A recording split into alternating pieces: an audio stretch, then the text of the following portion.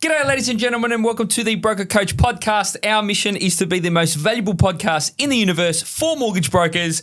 I am your host, Sam Panetta, and today I'm joined by my good friend, Evan Reid from Neo Finance Group. How you doing, brother? Good, brother. How are you? Good. Are you nervous? Oh, yeah.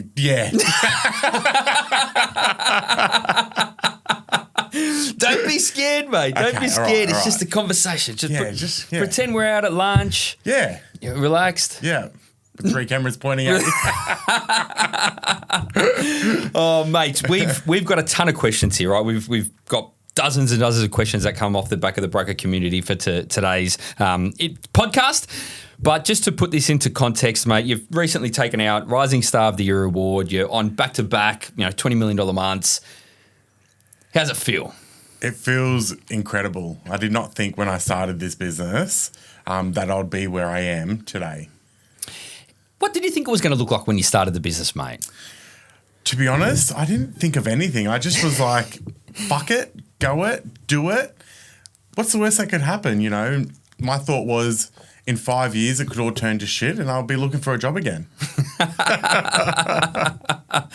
Mate, what do you know now at 20 mil a month that you didn't know at 5 mil a month? Definitely the team behind you is super important. If you don't have the right team helping you and getting all the work done, you cannot do it. And 2, lead flow. Having consistent lead flow through multiple different channels is what helps you get to that sort of $20 million months. And when we look at the team, what is the makeup of the Neo team? So we've got 3 of us. Well, there's actually 4 now. So we've got myself, who's the lead broker. We've got Taylor, who is our credit analyst. And we've also got Michaela, who's our client services manager. And Roberto, who's just starting out as our first home buyer broker as well. And when did you start hiring in the journey?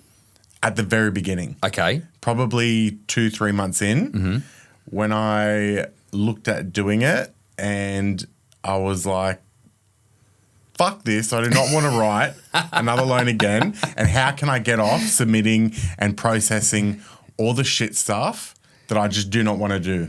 My focus is talking to people, getting clients, having conversations, building relationships, not the compliancy stuff or, You don't like apply online, Evan? Nah. Listen, when you've come from CBA, right, and it takes 4 minutes to submit an application and self-approve it, I'm not dealing with apply online. Nah. Or Sympology or any of those other systems. No way. How much were you writing when you made your first hire?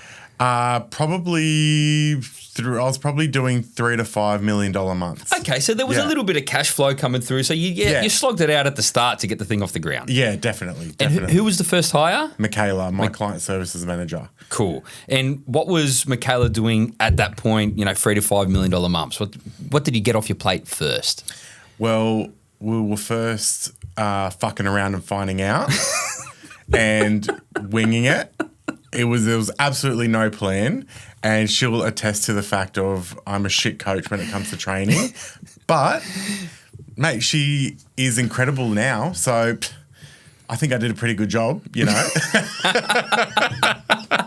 She might say it's all self-taught, but the first thing we got rid of was just doing all the apply online stuff. So entering commentary, she was essentially taking all my piece of paper and turning it into files and deals. And she was incredible, like coming from a no finance background industry to be able to pick up everything she did at such speed and, minimal errors. And the things that did come back were quite easy to fix. So she did incredible, yeah. Everyone in your team's a gun, right? What are you looking for when you're looking to bring someone into Neo? Yeah, I think it has to be a personality fit, right? One, we don't have HR, so they need to all get along, right? It's collective HR. Collective HR, Communist right? HR. Yeah. Any problems they have, they email noreply@neo.com.au, and that's where all their complaints go to. So they need to have good banter. But it's got to be a balance of they've got to have the smarts to be able to come in and help with our vision, right? So when I'm hiring, I go through what Neo's vision is, right? We want to be the best. We want to have very quick turnaround times, and we want to have the happiest clients ever in our business, right? And you don't get that through not knowing the business well. Other than Michaela, who had no background in brokering, she had incredible customer service background. Taylor worked at a few brokerages in the past, and it's sort of intertwining, right? So she's bringing in things that she's learned from the past. I'm bringing in all my experience. Kayla's bringing in her experience from the past, and we're sort of got this melting pot of success with everything, you know? So it's been really good. What does it typically look like, the process, when one of the team members comes to you and says, hey, Evan, there's actually a better way of doing this particular thing? Yeah. The one thing I've learned over the years is be open to change, right? My way isn't always the right way. Fucking shocked. Yeah, I was fucking shocked too when I realised that. Yeah, apparently people have opinions, right? And they matter. Fucking people. Yeah, people. Fuck, it kills me. But they, you know, we collaborate every morning, right? And the thing about our business is we're all in-house. We're all working together. We're all in 1 meter vicinity of each other. So we're actively collaborating as we go. And I think we need it, being such a new business.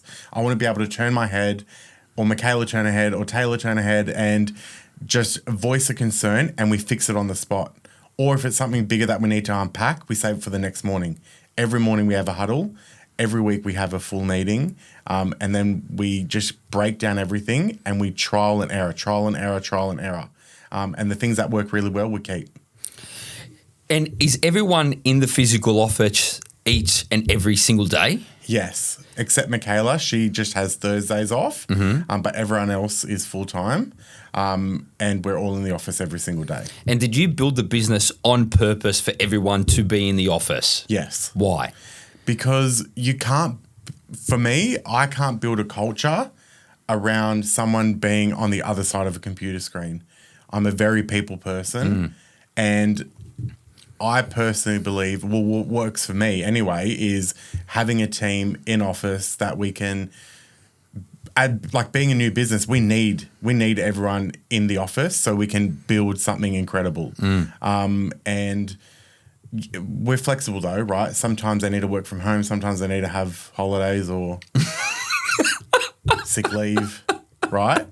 And we're open to that at Neo. But in order for us to do the best and grow and be successful, for me, that's having our core team in the office. Now, when we build out, it might not always be the case, but this is like the OG crew. And this is the people that are creating Neo what it is today. I wonder what that's going to look like in the future, where the trigger point comes of like, hey, you know, do we continue to build the office out, and what the sacrifices are if you don't continue to build the physical office out? Yeah, that's the question that keeps me up every single night is like, okay, what is next step? When is the next step? Is it the right time, you know? And I think what we're doing now, we're not dropping our like customer advocacy piece, right? Our clients are really happy. And as long as we keep building out, but that is the center of everything that we do, we will build something amazing. And when the team members are coming on board, are you putting that like on the plate day one, or even like pre-day one, and saying, this is our ethos, this is the experience we want the clients to have? Yes. And so you need them to drink the Kool-Aid as the deciding factor whether or not they're coming on board. Absolutely, yeah. If they do not put the client first, they don't have a place at Neo. Like, we're going to do, mind you, our clients are incredible, right? They're the best fucking people I've ever met in my life. You know, like they are just people that you want as mates. Yeah. And we don't have anyone bad, but that doesn't mean that we want to drop, right, what we deliver to them. So I make sure, you know, I go through my vision when I'm hiring, you know, and I've done a lot of hiring over the years, and I can sort of feel when I think someone is going to do really well, right? I've got an interesting question for you. Do you feel like you've ever dropped the ball on client experience? And if so, how did you fix it?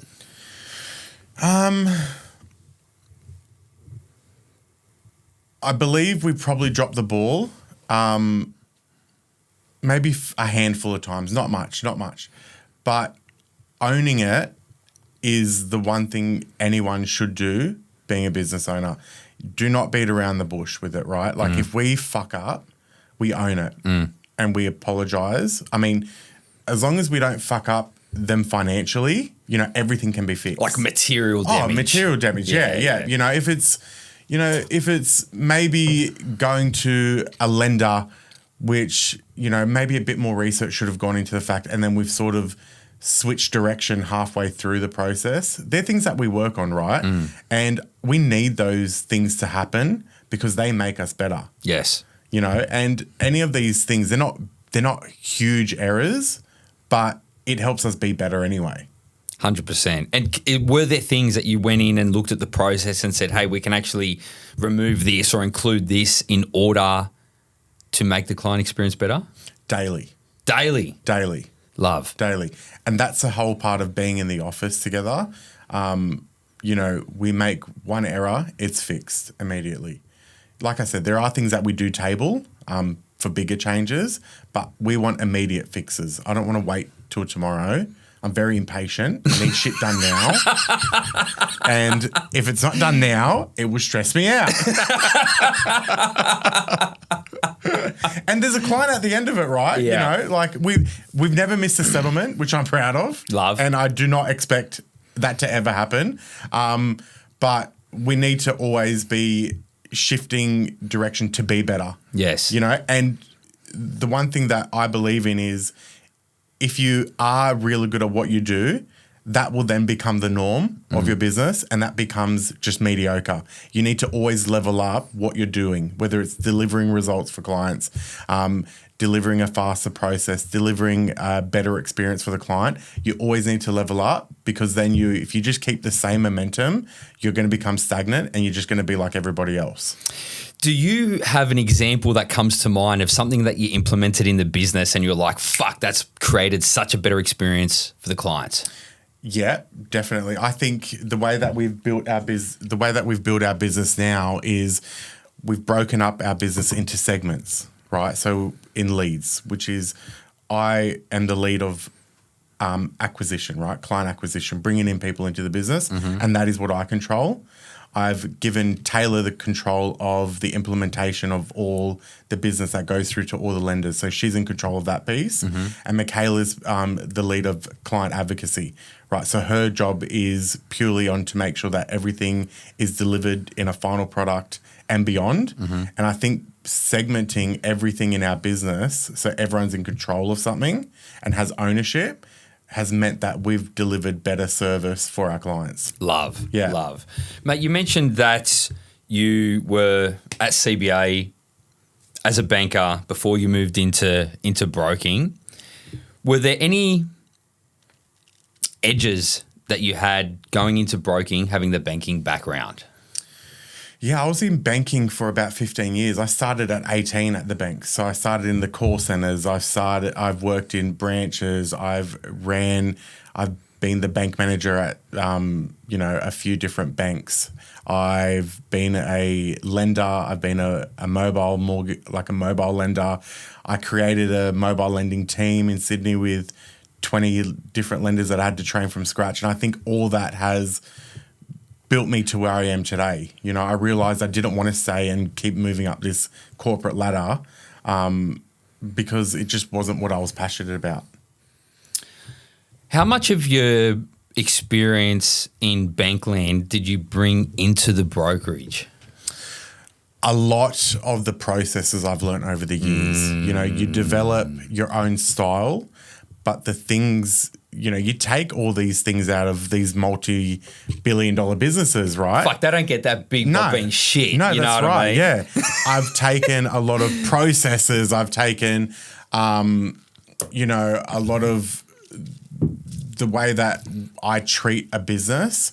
Every role I've done, I've treated like it's my own business. And when you're when you're at these institutions, you know, the one thing that they don't lack is training and education. You know, and in the position where I was before I left, you know, I had a team of 20 people under me, right? I had to teach them how to build their own portfolios. I had to teach them how to get business. I had to teach them how to build customer advocacy, you know, and if you have those 3 pillars of bringing in business, treating your customers well, you know, and knowing how to run a business that is your own, then you've just got everything to make you successful in there. And what was the trigger point where you're like, you know what, fuck this, I'm going to start a brokerage?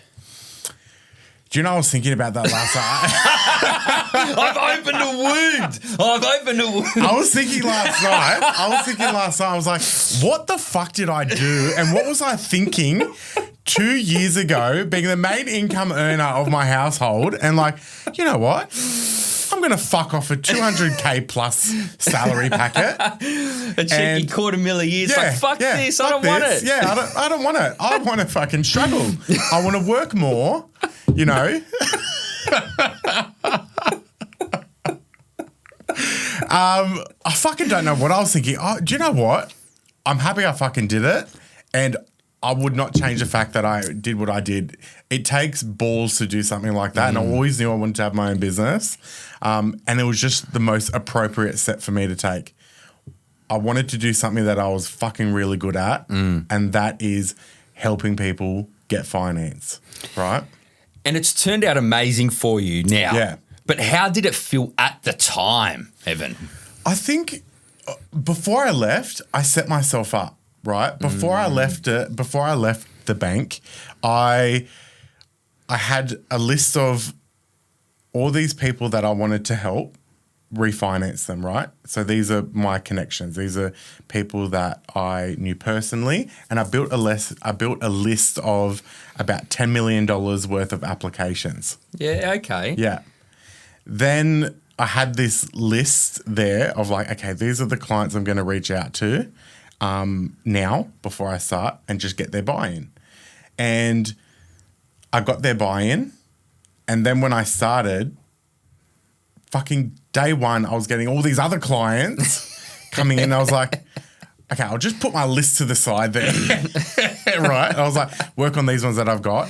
And it just kicked off from the beginning. Like I just backed myself. I also think it helped me being, you know, quite open about what I do as a role sort of thing. So I had a lot of people that I was connected with that I built trust with over the years. And I think if you've built that trust, right, you would just do really well. You can't do something half-assed and expect people to trust in what you do, you know? But it was fucking hard. Like when you go out and start a business, you don't know what you're doing. If you've not owned a business before, you don't know what the fuck you were doing. Right? And you 100%. wing it. You fucking 100%. wing it, right? And you're winging it at 7 a.m. You're winging it at 11 p.m. those first, you know, few months. And fuck, you're waking up at 3 a.m. winging it, you know, of like ideas that are coming to you. But I think I had this list of this buy-in that was always my backup, right? And I ended up doing all those loans as well. But, you know, sometimes it always doesn't go to plan, right? You know, they're not all going to go through. And I sort of knew if I prepared too much to go out, I would just never do it. I'll keep finding excuses to not just go out and do it. And it was scary, but it paid off. You know? 100%. 100%. Were there ever times when you were going through your journey in business and you were like in a really challenging period and you're like, fuck this? Yeah. I still do. I feel like that right now. I feel like that right fucking now. It's honestly fucking everything. It changes fucking daily, right? Yeah. It changes weekly. It changes monthly. There's always challenges, right? I never want to be ordinary, right? I always want to grow. I always want to do and be better than what I was last year, last month, last week, right? And it's just putting yourself out there. If you don't put yourself out there, you're never going to be the person you want to be. And you're never going to be the person you want to be if you don't take the initial steps to get to where you want to be. What's an example of a time when you've been challenged and you overcame the challenge? Okay, so when I first went out on my mortgage brokering business, right, I chose an aggregator and went there initially, and that was a big mistake. I went under, it was still my business, but I went under a different brand, right? And I feel like, one, being institutionalized by the banks, that sort of pushed my decision for that safety. But I feel like that was a mistake in hindsight. I should have went out as Neo from the get-go, and not stressed about having that comfort level sort of thing of being under a different aggregator. So I think that's one big lesson that I learned. And how long did it take you to figure out, well, like, hey, I actually don't need this safety net here. I want to brand it Neo? 9 months. 9 months? 9 months, yeah. And what was the thought process that you were going through in that 9 months? My process was, one, I came to the realization people are coming to Evan Reid, not the brand that I was, right? And it didn't feel authentic to me. Like, under being where I was, it wasn't authentic. Being Neo is authentic. Neo's got meaning behind it, right? And when I look at Neo every single day, it's mine and my boys' names, initials, you know? And as soon as I walk into my front door every morning, that is who I'm doing everything for every single day. Is that how you came up with the name? Yeah. Neo is Noah, Evan, and Oliver. Love. So my 2 boys and me. Should have put my wife's initial in there, but What are you going to do if you have another kid? You're going to have to change the business name. I'm going to have to give them the initials N, E, or O. I've already thought about this, Sam. I've already thought about it. So they've got to adjust to Neo now. Your wife's going to hear this and she's going to kick your ass. If I put Laura's name, it could have been Lone, right? Lone. Yeah. But I thought it was too close to the actual thing that you do. Yeah. Too close to the actual job. Yeah, that's right. Which doesn't make any sense at all. No, it doesn't. No. Could have been Lone Loans. So, yeah. Oh, mate, you've touched on, people are coming to Evan Reid, and this takes us into some of these other questions here. Personal branding, content marketing, how important has that been for the Neo business? It is the most important thing for Neo. Yeah. Why? Because if you don't share what you do, right? How will people know who you are? But if you don't share yourself, you're just like everybody else, and we don't want to be ordinary like everybody else. I refuse to have content that is purely aesthetic, right? That is just all cohesive. We're pretty fucking ruthless with that content, right? We like to be relatable, and we want people to see the real us, right? In everything that we do. We want to be authentic. Recently, you've gone from, 500,000 views every 3 months? Fucking like 15,000 views. So 15,000 views over a 3-month period. Yeah. To, you were just talking about this in the car park, the past week you've had 1 million plus views. Yeah. That's fucking massive in and of itself. But what changed from getting negligible amounts of reach on social media to getting ludicrous amounts of reach on social media? Definitely posting a lot more. We try to post at least once, twice, 3 times a day. There's never such thing as enough content that you can put out there. I think the one thing I've learned is when people look at your page, they're only going to really scroll back not really that far. You might get 2 thumb flicks, I reckon. 2 thumb flicks, and then they're fucked off. So then, I think definitely fucking posting some ruthless stuff. I mean, it's funny how people post, right? I always love getting insulted, right, online because it means you're being watched, and you know any sort of engagement is great engagement. So fucking come on and just insult me, even if it means that I get more views. Just keep doing it. You actually love trolls. It's your favorite thing when people troll you. Yeah. Can you think of just a comment from a troll that comes to mind that really stands out for you? Tell me everything, Evan. It was the other fucking week, and someone came on and was teasing me about my lisp that I have. And then they fucking commented to insult me. Yeah. And then they put they wrote out a sentence and put the lisp part in the wrong part of the word. So then I had to go back to them and be like, mate, if you're going to fucking insult me, at least put the lisp part in the right part of the word, right? And then it was like, oh, no. Like, okay, fuck off with your fucking dog as your profile picture, just...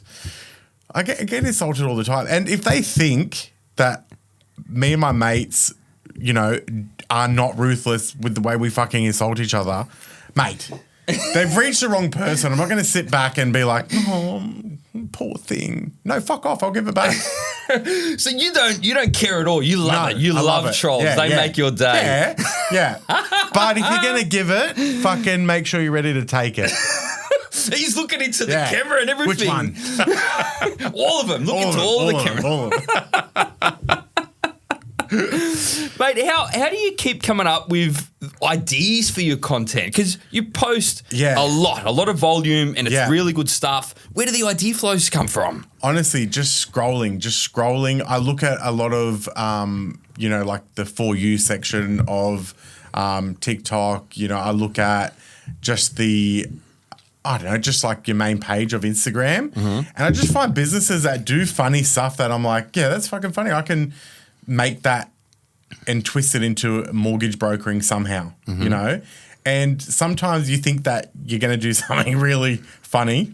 And it does. And it's not funny. And it bombs, right? And then, I do something that I was like, no, yeah, that's all right. Or paste that out there, and it fucking goes off, and I'm like, you can't pick it. You just can't pick it. You don't know. No, you don't know with content. That's why you got to do lots of it, because you don't know what's fucking good. You don't know what's fucking shit. Yeah, that's right. Love. How do you logistically get that volume of content out into the universe? I think over time, by consistently doing it, you get faster and faster and faster.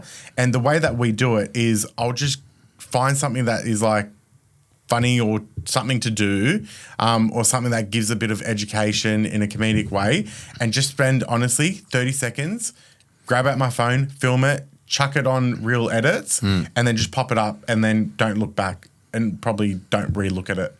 How long did it take you to put together a piece of content 24 months ago?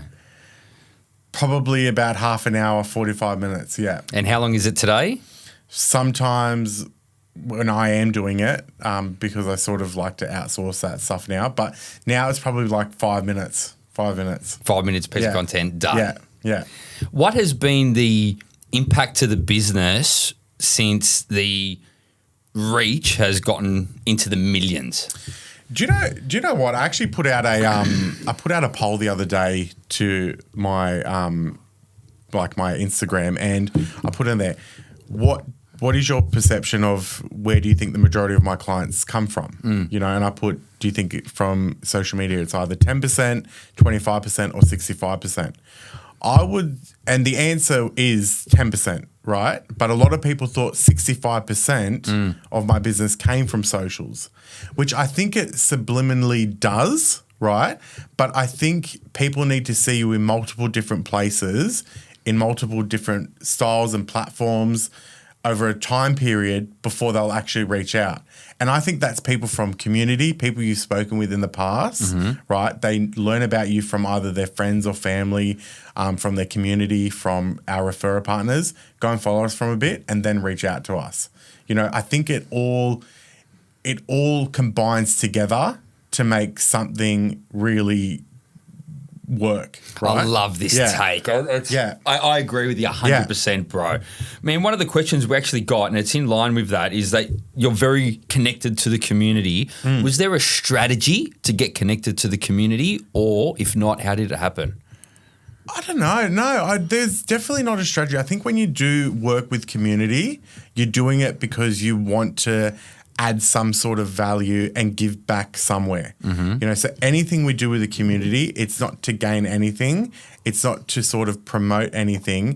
If anything, it's to help a community group or an organization be better or get more engagement for them as well. Anything we do for community is purely for them. What's an example of a thing that you've done for the community that comes to mind? So most recently in our office, when I moved in there, I seen all these fucking hooks and things on the walls, and I had no idea what they were. And someone told me it was a dungeon or something. Yeah, just thought someone had fucking curtains up on the wall. It was like some weird massage parlor or something. But yeah, it was weird. And then someone's like, "No, that's like an art gallery thing." And I was like, "Oh. No fucking idea what that is." You ever been to an art gallery? No, never. I get to go to one every day in my office though now.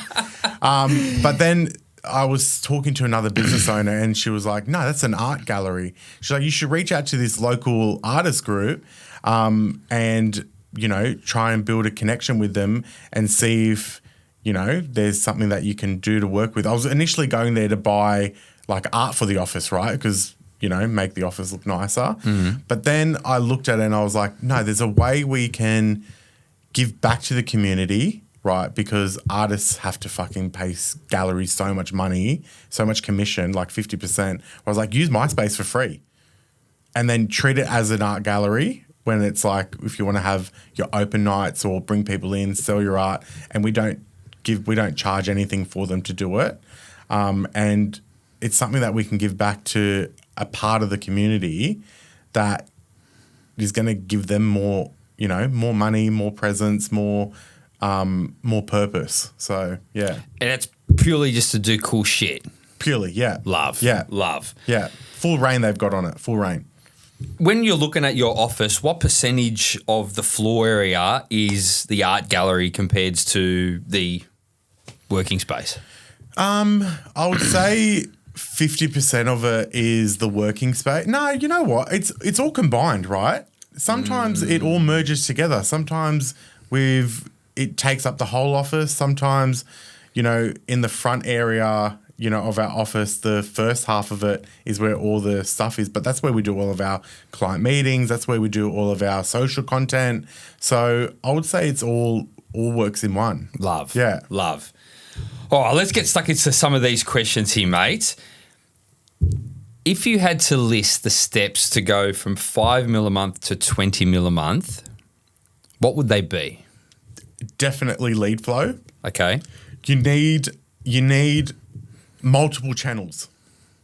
In our business, we have multiple channels of lead flow because you need it for when one dries up. You know, so definitely lead flow from at least 5 different angles. You need a good team, and one thing I've learned from you is you need to hire before you can get there, right? Because your time will be so consumed if you don't bring in people to help get through that lead flow. Yes. Yeah. What are the 5 ways that you generate lead flow? Yeah. Existing clients, right? If we're not getting at least one referral from an existing client, we've not done our job. We've not done our job well enough at all. Outside of like blowing their socks off with the experience, are you doing anything to acquire referrals from clients? Honestly, just doing a fucking good job. There's nothing yet. Mike. Yeah. Don't even need to ask, right? You don't even need to ask. One thing I've learned, right, back in my banking days, something that's really stuck with me, you're not asking for business. All you're doing is offering support, you know? It's like people look at it as like, oh, no, I want to have to ask someone for business. But you're not asking, you're just offering more help to someone. The second part of the business is referrer partners. That's another big part of our business, working with local businesses that have to do with property, like conveyancers, real estate agents, solicitors, accountants, all those. The third part is social media. So definitely getting business from social media. The fourth part is community, right? Because we are very present in our local community where we are. Not from the aspect of with the stuff that we do for them for good, but more of the other local businesses that don't have to do with property or finances, so community. And then the last one is, your friends and family. I think when you're a business owner, you've always got to sort of lead with your business owner hat. I'm Evan, but Evan is also a mortgage broker, so I always lead with those five. How do you get the conversation of Evan's a mortgage broker in front of family and friends without seeming like a weird cunt? Fuck, they just need to pull up my fucking social media. Good And answer. they'll see it. And they all love it, right? They all, I love it when I get the comment of this is your best one yet, right? And it's always your supporters, right? Yeah, They're always your biggest, and that's what you can do, even if, not from a consumer perspective, even if you don't need the service of a mate or someone that is a business owner, you can just engage with them online, Yes. And that helps them. You don't necessarily need to actually go to them for your own businesses or your own needs, but you can just fucking help them out. Yeah. And do you do any paid advertising? I have started. So actually, make that 6. Hey-ya! Yeah, make that 6, actually. Yes, paid advertising. Yeah, it's fucking gone off. Tell me everything. Mate, I have never had that many appointments booked into my calendar. I use Calendly, and I was fucking like, what the fuck am I paying for this shit for? And I'm not getting any paid, any booked leads or any booked appointments or anything. But fuck, they've come in thick and fast. And they're all legends too that are booking in, right? They all respect the help that you have to offer them. So it's been fucking awesome. But I will caveat that by saying you've got to fucking have good content too, right? You've got to have good organic content.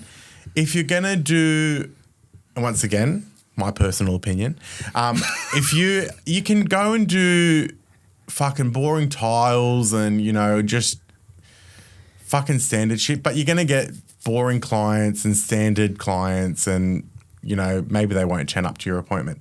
You've got to have something to add value to them, So how important do you think the actual creative element of paid advertising is? Very important. Well, very important of the aspect of if you want the right client. How do you think the impact – no, let me rephrase this question.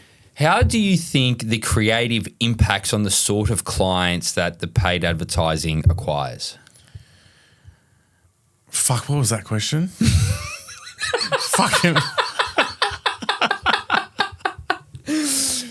You said it's the sort of client that you're going to get is directly correlated to the sort of content that you're putting out there and using for your advertising. Yeah. Why do you think it's so important?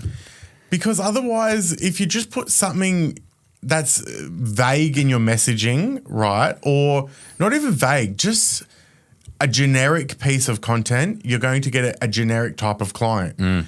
You need to be specific in what you want, right? And what we want is we want people, one, that vibe with us, that is going to appreciate the sort of advice or information we can help them in guiding them on their home buying journey, no matter what it is, right? Our niche is helping, young Aussies build an investment portfolio. And that is a message that we're throwing out there. But the other type of messaging we throw out there as well is we're fucking not going to judge you.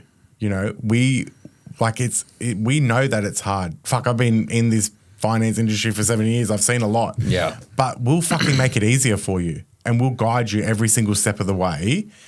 And you'll fucking have fun with us, you'll have a laugh. We want to make it less stressful. We'll take on that stress for you, And logistically, the way you're doing advertising is just boosting the organic content that performs, or No. another way? Both. So we're boosting organic content. Yes. But we've also got our ads agency who's putting that organic content that did well into specific ads to get booked appointments. But it's the same creative. Yes. Okay. Yes. Cool. Yeah. What was the difference where you mentioned there? It was like, hey, the ads aren't working, to Sam, the fucking ads are crushing. Getting an ads agency, because with me, I like to outsource. Yes. It helps the economy. Especially in you're a hard fucking times. man of the Thank people, you, Evan. thank You're a you. real man of the people. That's what I like to think as well, Sam. Not that I can't fucking do it myself, right? Yeah. You get professionals that do the professional things that do it really well, right? But you can't let them go. You've got to still be in control of everything you're putting out there. Whether it's the content, you can outsource it, but you've got to have the control over what's going out there. You can have paid ads. You've got to have control of what's going out there. You can, put shit out onto social media, and you can get other people to come in and do it all for you, but it's going to be, pretty and aesthetic, and it's still not going to fucking get you the clients that you want to get. Love. And one of the other things you mentioned there was obviously the referral partners. Yeah. How have you gone about building a panel of referral partners? Over the years, I've just built them. Organically? Right? Organically, yeah. Give me an example of how a successful referral partnership has come together for you. I dealt with local real estate agents when I first, went out there as a lender for the banks. I dealt with real estate agents. I feel as though now, though, I get a lot more from being out on my own.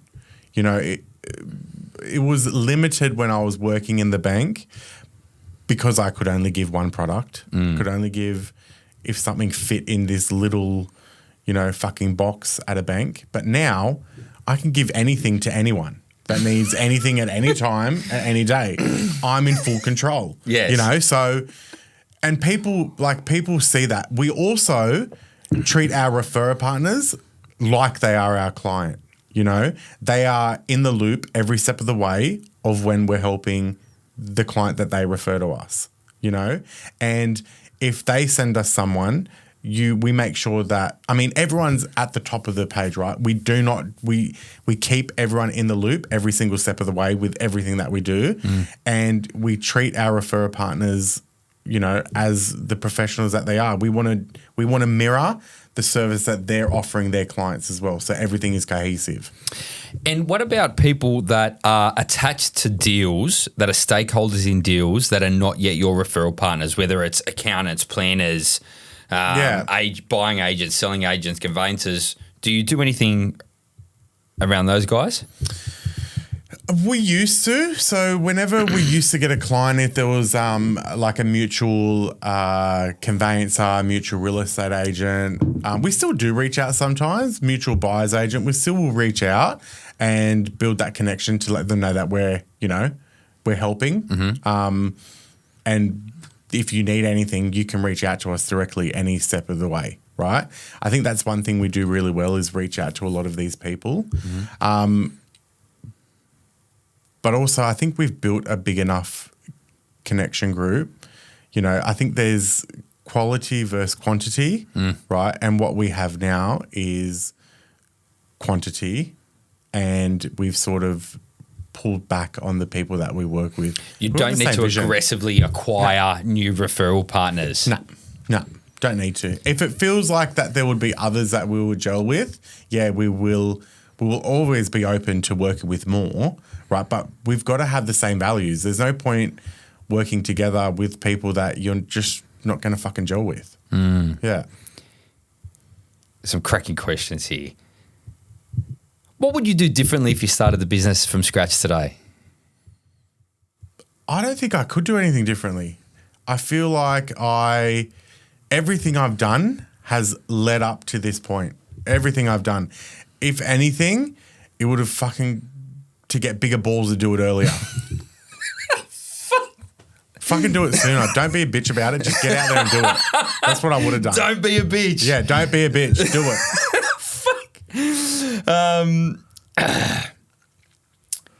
What are your top 3 tips you would give someone who wanted to achieve what you've achieved? Loaded fucking question. Yeah, I know. that is. I know. Yeah. I'm just reading it out verbatim, mate.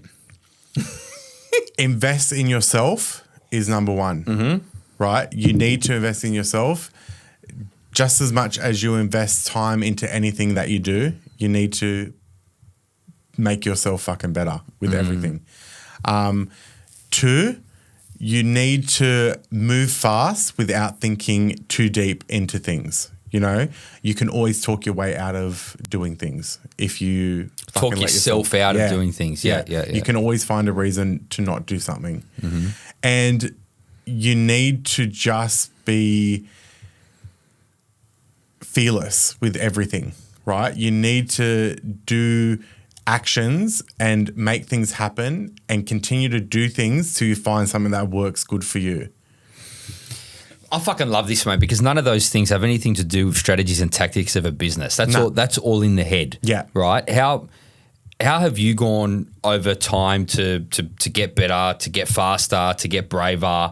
What have you done in your own life to produce those results? I think the first step was taking that leap to just go out and start my own business. Yeah. You know, because when you're leaving a bank, right, you've got no time to just be like, oh, I'm going to do brokering on the side. No way, it's a conflict of interest. You have to stop and start. And I think that was probably one of the best things I did was fully throw myself into doing something completely out of my comfort zone, straight in the deep end. I invested at the beginning into a business coach, right? I think that is important, and I'll never drop a business coach. I think you need to get someone that aligns with your values where you are at the part of the business that you're in then, and then you need to continue to grow that, right? And the other thing is with me, I know from me historically, I will find things to be fearful for, right? But if that continues to guide me, I will never grow. I remember talking with you months ago and you were like, listen, you can either hire someone now as a credit analyst or you can get the fucking business and then hire someone. I was like, nah, I'll take the little bitch route and try and get the business first and then hire credit analyst. And it was like fucking failure, and I should have just listened to you from the get-go and then just put my money in my pocket and fucking hired one faster, right? So, and who knew? You were right. Who knew? If only someone told you. If only someone told, like, I don't know if you know this, Sam, but you should fucking get into this business of coaching people. You reckon I should coach brokers? I think so, mate. I think so. Fuck. Great idea. Yeah. Great idea, Evan. Thanks for the coach. I see it now. I can see it now. Yeah. You're a fucking dickhead. I can visualize it. I can visualize it now. Mate, what does the sales process at Neo look like with the client experience, what they go through? Yeah. So we have built out all of our workflows that I've built out myself with Michaela, our client services manager, and we alter it continuously to keep fitting in with our growing business. We keep adding more elements to our workflow, right? But I think is having, as a business owner, having the trust to let go of the different elements and having experts in each part of our client experience. I've touched on it before with, I will deal with all clients coming into the business and having certain touch points, whether it's delivering a strategy, delivering an approval, or delivering the messaging of settlement. I have Taylor, who's our credit analyst, who's the expert on finding and putting together a strategy and dealing with the banks and the different lenders that we have to find the ultimate solution that will put the client in the best position, right? Then once that's approved, it will move on to Michaela, and Michaela will deal from everything from approval to settlement and beyond. And we are all the lead of our own tasks, right? And we all can jump into a different person's role when is required as well. So it's not sort of segmenting like segregating each person and no one has control of each or any other person's tasks. We are all cross we're all cross educated in each of what we do, right? So if Michaela is off, which fucking a couple weeks ago, you know, Michaela and Taylor were off. So it was fucking terrible. Yeah, hey? I had all of our emails open and I'm emailing clients pretending to be Taylor, emailing clients pretending to be Michaela, and I'm getting phone calls and they're like, oh, we've sent this email to Taylor. And I was like, yeah, Taylor's got it. Thanks. Hang up the fucking phone. But if I'm off, right, they all can jump into my seat and be able to deliver, you know, the results that I have expected of myself when I'm talking to clients, you know. And if you don't have that trust or don't allow them to build up some sort of credibility by themselves or teach them in the different parts of your business, you can never grow, right? Mate, that's a massive thing. How did it get to the level where you guys trust each other so much? I think you've got to initially have the trust, right? You've got to give someone trust. You can't go in without trusting someone in your business.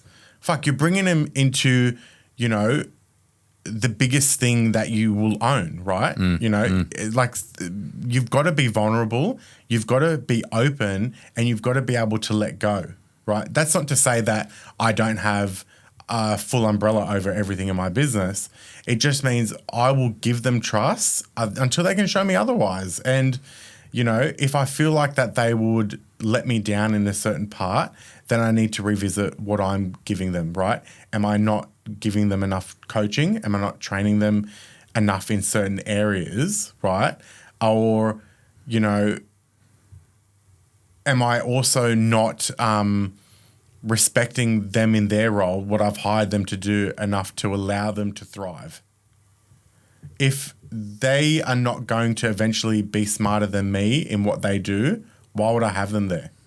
You know, why would I not have someone that is wanting, because everyone in my business wants to be better, wants to go to the next role, wants to go to the next stage. If I don't allow them to do that, they'll just go to another brokerage, you know, that will allow them to do that. And I refuse to have good staff not be trusted. That's a fucking very good answer, mate. Yeah. Really good. Thanks, mate. The fucking team's going to love that. Yeah. They're fucking good, mate. They're brilliant. And you've got to open yourself up and be vulnerable. Otherwise, you just can't grow. You can't grow. Do they know we're going out for lunch after this? Yeah. Love. But they better fucking get the deals done before we go. Fuck me. Not allowed to order lunch until Fuck the deals no. are lodged Fuck and no. settled. You fucking kill me. Jokes, I love yous. Don't worry, I'll order lunch. Don't listen to it. Describe your ideal client to me, mate. Someone that is, just don't be a fuckwit, you know? Just don't. You know what? Like, we are here to help people. And one thing what I couldn't do at the bank is say no to dickheads. What do you mean? Like, just people that don't respect you, right? People that think you're beneath them or you are needing to bow down to them. No, we are fucking good at what we do, right? And our ideal client is someone that respects our opinion and they've come to us for a reason, you know? But in return, we're also going to give you the ultimate respect back and we're going to help you every step of the way, you know? And that's why we've sort of, from experience, we've now niched down into helping people grow investment portfolios because they're the ones that we feel we gel the most with. Now, we will still help other clients do other things, but that's where we're sort of heading in our direction. What was the trigger point for you to begin on that niching down journey? You need to niche down. I was very hesitant, as fucking a lot of people are, right? Yeah. A lot of people are hesitant to niche down. You get worried that you are going to lose income, right? Because you feel like if you're only you're like putting out the message to one sort of cohort, right? That that your pool would be dropping. But it's not the case, right? it's not the case. You'll get more of the people that your business wants or that you are experts in, right? Which means you can do a deal faster because you know what the steps are going to be to get that deal over the line faster, what documentation you require. But you're also, when you do things faster, you're spending, if you think about how much it costs to run a client services manager or a credit analyst, if you're chopping and changing in the type of deal you're doing nonstop, that means you're paying more out because it's taking longer time to do something. So if you do more of the same niche, you will get a faster return and a cheaper return. I love this. You're talking my language, mate. If we unpack the journey of niching down for you, it's the lead up to niching down, and there's obviously a level of fear and uncertainty. Yeah. And then you've got where you are now. It's like, hey, fuck, the niche works, right? Yeah, it does. It definitely does. What's the gap in the middle? What does that feel like? How long does it go for from when you decide to do the niche, you pull the trigger, until it's like, fuck, this works? How long does it go for, and what does it feel like when you're going through it? I feel like it takes about 3 months. Because your messaging is now changing, right? Now, when I go out and people ask what I do, it used to be, I fucking help everyone do everything, anything I'll do. But now the messaging is very clear and it's in one sentence. We help young Aussies build investment portfolios, and that is still very diverse to a different, to everyone's needs, right? Because it's different for someone buying their first investment property against their fourth or fifth, or if they're buying in their super. But all of it works together, and now that we've niched down, right, we are getting a lot of our deals done a lot faster. Because it's the same deal over and over 100%. Again. Everyone in the team, not just you, everyone in the team becomes an expert at doing the thing. Exactly. And now, instead of Michaela, our client services manager, spending a lot more time getting the deal ready for settlement, she can get things done faster and then work on building out more workflows, So we're replacing free time with building the business to be even better. The efficiency produces more efficiency. Absolutely. Do you think there's a correlation between you going hard on the niche and the content starting to pop off at the same time? No, it has to go hand in hand, right? Yes. And you have to go harder with it with your content because you're now solidifying the direction you're going in, and you need to get that messaging out multiple times on multiple different platforms in multiple different styles to make sure that your messaging is extremely clear. I've got a juicy question off the back of that. How much of the work is picking the niche and how much of the work is telling the world that that's your niche? Picking the niche is the easy part, I would say. It's fucking easy. It's fear that stops people from picking it, right? Yes. They don't want to pick it because they've got a fear of getting less business. And guess what? The fear won't fuck off, so just do it. Pick your niche. And then you need to spend a fuckload of time building that up on your content. Building it up. All different channels. Love. All right, mate. I got a couple of banger questions for you. You're a dad, right? You're a dad, you're a husband. How do you juggle raising a family and building a business? I come home every night and I slowly teach my 6-year-old and 4-year-old little things about lending so they can fucking grow up.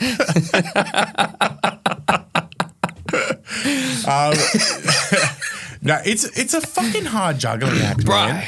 Having kids, being married, being in a relationship, having a business, right? It's hard work. It's not easy. And it gets very, very hard. You need a lot of communication, right, with your wife. You need a lot of communication. She's Croatian, so she's crazy anyway. So fuck, you're dead after she hears that. You're gone. You're done. This will be. Don't tell her. Now, she's going to listen to the podcast. Nah, she won't. She won't.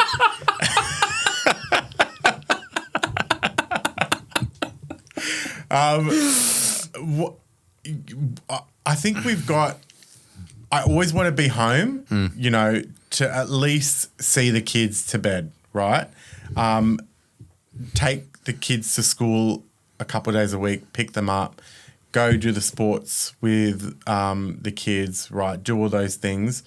I think you've just got to work with your partner, and you've got to find ways to, some weeks I can only give 30% of my time and my wife will give 70%, right? Especially running a business. I feel like it's been a lot like that lately. Yeah. She's giving, 70% of her time where I'm probably giving 30. But, we're trying to adjust to do things right, because there's no point building a business if I'm not walking through the doors and doing it for the kids that are on my door. That's who I do it for every day. So it's a big balance. I try to just do as much as I can, as many times as I can, to be there for them while still trying to grow this business as well. But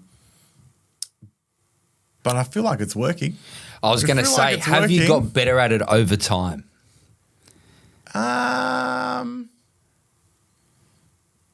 Fuck, probably not. You try. You fucking always try. You try, but probably not. Probably getting fucking worse. Probably getting worse. It's not an easy thing. Nah. It's not an easy thing. Nah. What does the future look like for Neo? Fuck, Neo. Oh, I don't know. Do you know what? I like the unknown. I like the unknown. I want it to be... I didn't think I was going to be here in 2 years. I didn't think I was going to have an office, have a team, be doing, 20 mil at months, be doing all that sort of stuff. I didn't think I was going to be here now. And I want to continue to grow sustainably. As long as nothing drops from a client perspective, we'll fucking keep growing. We'll keep growing. We'll keep niching down more. We'll keep building up our brand, keep giving back to the community. Just keep growing. I don't ever want to be complacent. I don't want to be ordinary. I don't want to be the same brokerage. I want to be fucking different. I want to keep just making the world a Neo place. Should I be concerned? You should be. Should I be concerned? You should be, yes. Just come join Neo if you want, right? No, we want to keep growing. I want to just build a fucking great place for people to come. Why? Because we do it differently on purpose, right? I've built this business to not be in a box. I left banking to not be in a box. I don't want our clients to be left in a box. I want them to fucking, I want our clients to be proud of us. I want our team to be proud of what we do. I think that's all it comes down to. I want my family to be proud of what I do. And I'll keep doing it. I fucking love that, mate. It's, yeah. I fucking do everything to make my daughters proud of me. Yeah. So that resonates. You know what I mean? You want people, you want your family to be proud of you. All right. One more question. If you could give 8-year-old Evan one piece of advice, what would you tell him? I'll tell him to fix his lisp, because in 25 years, someone's going to bag him out on Instagram.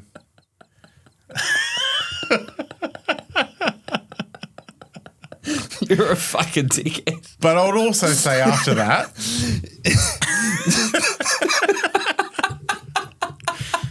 I'll tell his mum to do it, because he can't book an appointment without a speech therapist. So I would tell him that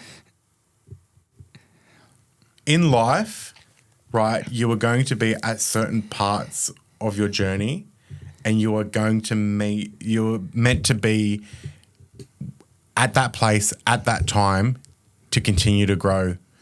Don't ever stress about where you are in life, because everything has meaning, and the places you will be at certain points in time are going to be lessons that you will learn to be who you are today. That's the advice I would give him.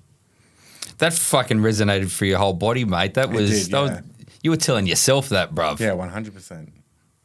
Love. And you're better than your twin brother. Ladies and gentlemen, Evan Reid, Neo Finance Group. Thank you, mate. Love you, bro. You're a good man. Love you. Guys, I hope you enjoyed the episode. I will see you in a fortnight's time for the next episode. We're going to lunch. Goodbye. Goodbye. Goodbye. Catch you later. Goodbye. We're going. Get out.